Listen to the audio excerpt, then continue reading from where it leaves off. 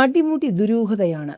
പ്രതിശ്രുത വധൂവരന്മാർ മണിക്കൂറുകളുടെ വ്യത്യാസത്തിൽ മരിച്ച സംഭവത്തിൽ ഫോണുകൾ പരിശോധിക്കാൻ ഒരുങ്ങുകയാണ് പോലീസ്. വിവാഹ നിശ്ചയം കഴിഞ്ഞ യുവാവിനെയും യുവതിയെയും മണിക്കൂറുകളുടെ വ്യത്യാസത്തിൽ ജീവനൊടുക്കിയ നിലയിൽ കണ്ടെത്തിയ സംഭവത്തിൽ കൂടുതൽ ചോദ്യങ്ങൾ. കാസർഗോഡ് പൂച്ചാക്കാട്ടെ പി അനുശ്രീ, ഇരിട്ടി വിളമന അമ്പലത്തട്ടിലെ വി അമൽ എന്നിവരാണ് മരിച്ചത്. അനുശ്രീ കർണാടകയിലെ ഹുൻസൂരിലും അമൽ എറണാകുളത്തും സ്റ്റേറ്റ് ബാങ്ക് ഉദ്യോഗസ്ഥരാണ്.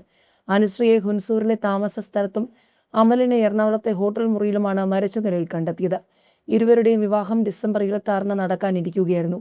അനുശ്രീയുടെ പൂച്ചക്കാട് കിഴക്കേക്കര കാട്ടാമ്പള്ളിയിലെ തയ്യൽ വീട്ടിൽ 2 മാസം മുൻപാണ് വിവാഹ നിശ്ചയം കഴിഞ്ഞത്. ചൊവ്വാഴ്ച രാത്രി വരെ അനുശ്രീ ബാങ്കിൽ ജോലി ചെയ്തിരുന്നു. ഈ സമയത്ത് അമൽ ഫോണിൽ സംസാരിച്ചിരുന്നതായി രാത്രി സഹോദരി വിളിച്ചപ്പോൾ അനുശ്രീ പറഞ്ഞിരുന്നു. ഇരുവരുടെയും മൊബൈൽ ഫോണുകൾ കൂടുതൽ പരിശോധനയ്ക്ക് വിധേയമാക്കുമെന്ന് പോലീസ് പറഞ്ഞു. രാവിലെ വീട്ടുകാർ പലതവണ വിളിച്ചിട്ടും അനുശ്രീ ഫോൺ എടുക്കാത്തതിനെ തുടർന്ന് അയൽവാസികളെ വിളിച്ചു പറഞ്ഞു. ഇവർ ചെന്ന് നോക്കിയപ്പോഴാണ് അനുശ്രീയെ തൂങ്ങി മരിച്ച നിലയിൽ കണ്ടെത്തിയത്. ഹുൻസൂർ പോലീസ് ഇൻക്വസ്റ്റ് നടത്തിയ മൃതദേഹം പോസ്റ്റ്മോർട്ടത്തിനു ശേഷം ബുധനാഴ്ച വൈകിട്ടോടെ പൂച്ചക്കാട്ടെ വീട്ടിലെത്തി സംസ്കരിച്ചു. SBI MG റോഡ് ശാഖയിലെ ജീവനക്കാരനായ അമൽ സുഹൃത്തുക്കൾക്കൊപ്പം പാലാരിവട്ടത്താണ് താമസിച്ചിരുന്നത്.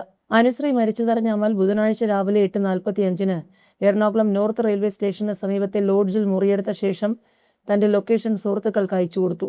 ഫോൺ വിളിച്ചപ്പോൾ എടുക്കാത്തതിനെ തുടർന്ന് അന്വേഷിച്ചെത്തിയ സുഹൃത്തുക്കൾ വാതിൽ തള്ളി തുറന്ന് നോക്കിയപ്പോഴാണ് അമലിനെ തൂങ്ങി മരിച്ച നിലയിൽ കണ്ടത്.